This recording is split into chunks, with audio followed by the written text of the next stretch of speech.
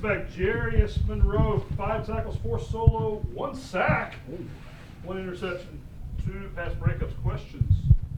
Jarius, I know the motto is just 1-0 every week, but man, you're making these fans nervous in the stands. So how's your ticker going after all these games, man? I mean, it's tough, man, but we need everybody to understand, like, we're going hard. It's not like we're not trying. We're giving it everything we got. And every team, we're going to get their best. There's a target on our back, and I've said this multiple times. We're hunting guys too. We don't feel like there's a target on our back, so we're out there just trying to go hard, do our job, do what our coaches tell us to do.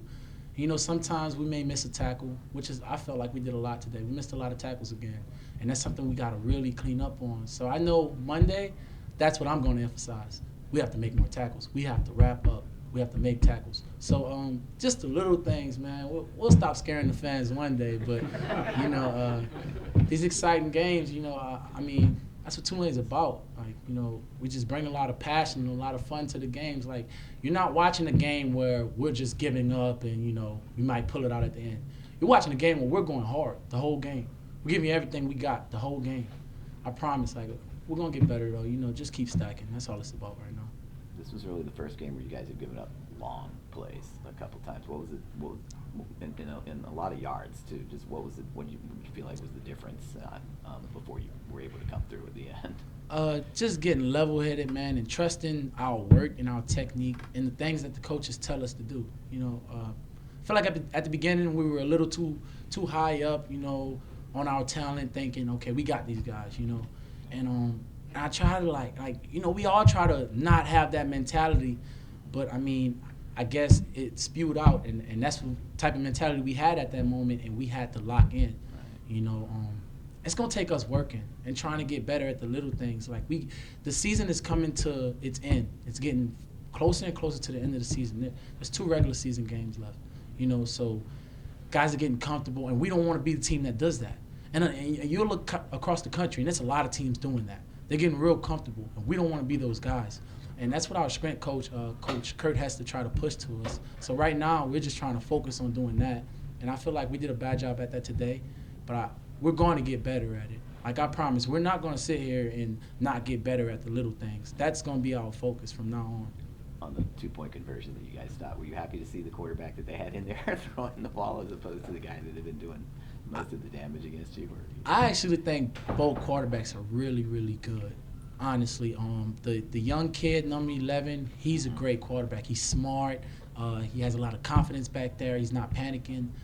Number 1, me and that guy have had conversations before. He's a great guy, just a great human being, kind kid. And he runs hard and he plays hard. So they can use him all over the field. So I actually like both of the quarterbacks. So I mean, both of them kind of give you that same feeling of, hey, these guys can make a play, so, let me make sure I'm ready. What did you guys say before the snap on that 2-point conversion? Could have tied the game. It was obviously the pivotal play. Yeah, definitely. We saw that they went unbalanced again. They kept shifting that back out to go unbalanced. That's something we didn't see on film a lot. I mean, like I said, these teams are going to give us their best. So they're running plays that they have never ran before. And, you can see that with the false starts they're getting and all the penalties they drew. But it's like we were trying to hone in on that. And what our coach does a great job at is adjusting during the game.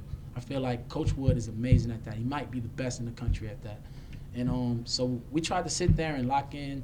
And once we realized, okay, when that backs at the number 1 receiver, he's off the ball, because they wasn't showing it at first. Like, it didn't look like it, and the ref wasn't calling it. He just was putting his hand back, and I guess the ref was saying, okay, he's off. But the guy was actually on the ball.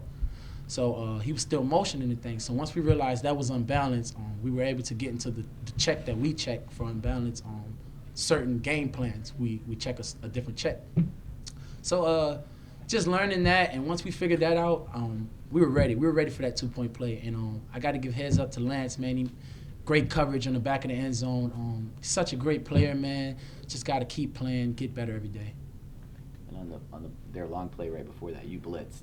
How close did you come to knocking the ball down? A centimeter, Gary. I know you saw it. Oh man, that's the ones you want, because just got my first sack in college ever, so I'm already excited about that. Then I'm like, oh, I'm about to get another one. That didn't happen though. It's fine though. It looked like the freshman quarterback was very decisive in his pre-snap reads, right? It seemed like the ball was coming out really fast, like he knew where he wanted to go. And was that surprising to see for a kid who hadn't played that much? Yes, sir. And that's what I saw on film. Like on film, I saw him do that a lot. He would get the ball out really quick on film. And honestly, when he comes in, their whole offense changed. He's pumping the guys up on the sideline. They're running different plays for him. So it's just like we had to be ready for that. And our coach made sure we were really prepared. Even pregame, we realized, okay, 1 is taking the reps with the first group, number 11 is taking the reps with the second group. So we were prepared for both guys to play early in the game. So I don't think that was a problem at all. Those guys coming in, they were really good quarterbacks, and we were just prepared for both of them. But yes, that guy, he makes really quick decisions, really smart quarterback. I was talking with the coach at Towson. I just told him like that's a really smart quarterback, because I just love football, man. I don't always see it as, oh man, this guy, I gotta get this guy. Like, nah, I just love the game. I think that's something that Coach Fritz loves to preach, like knocking them out, pick them up, knocking them out again. So that's kind of mentality I kind of have about the game. What did you think of Shedra's kickoff return? That kid is amazing. He's amazing. I've been saying it from day one. When he entered the portal and we offered him, actually, I went and watched his film. And, man, the things he was doing over there at Liberty, how electric he was, I knew that eventually if he got an opportunity, once he get his opportunities, he was going to take advantage of it. There's many more to come from Shedra. I promise that. He's a really good player, and I got a lot of trust in him. Could you just, I don't know how much you get to watch Makai from the sideline. I know you have a lot of things to think about in between series, but at the end of the game, when the offense is trying to run out the clock, what's it like to have someone, a running back like that? Trust him so much, man. I trust all our backs, but that kid, just what he's been through, and I mean, I know you guys see it up here how humble he is. He's just so quiet. Like I don't even think he wants to do these interviews. He's just so quiet, man. But like he's so humble. Like that's just him. It's no facade. It's not a joke. That's him. Every day he comes to practice, he just work hard. He might bang his elbow. He'll wrap it up and go harder the next play.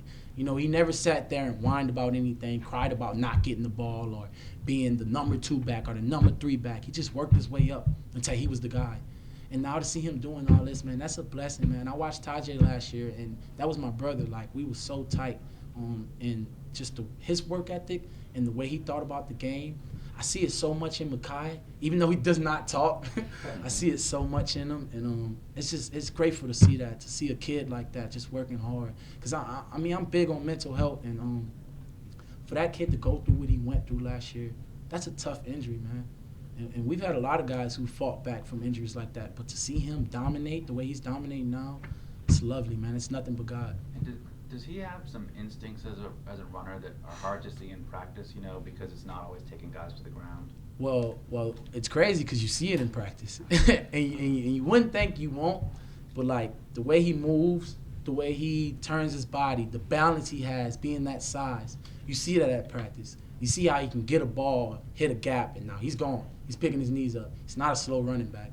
So, yeah, you definitely see it in practice. But, I mean, the things as far as running guys over the way he does, yeah, you don't see that. And then I know you've watched a lot of Tulane football in your life. So what is it like to be part of a Tulane team that every time it looks like the whole thing could blow up in your face, you figure out a way to pull it out? It's amazing, man. It's the culture. It's the standard. It's the standard that's set. We can go back and talk about the Cotton Bowl now because, I mean, we haven't talked about it so long. But, like, that game, man, if you watch that game was a fight. It was a fight from the beginning to the end. And that's what every game's going to be like. It's never going to be guys just laying over, letting us just run over them. That's not what football is about. We want a challenge. We love a challenge. But, I mean, of course we got to get better. Of course we got to go harder. And we're going to do that. But that's what the culture is about, man. I watched my brother and them play in the Superdome for 3 years, and every game just battle. When my brother was a freshman, Devin Walker was a senior, and that guy battled every game. They went hard. Like, those guys were fighters. Like, that's what the culture is about. So just to see us doing that now, it's amazing, man. Like, I don't frown upon it at all. We battle to the end. Thank you. I appreciate y'all so much. Thank you. I hope you guys enjoyed the game. Yeah.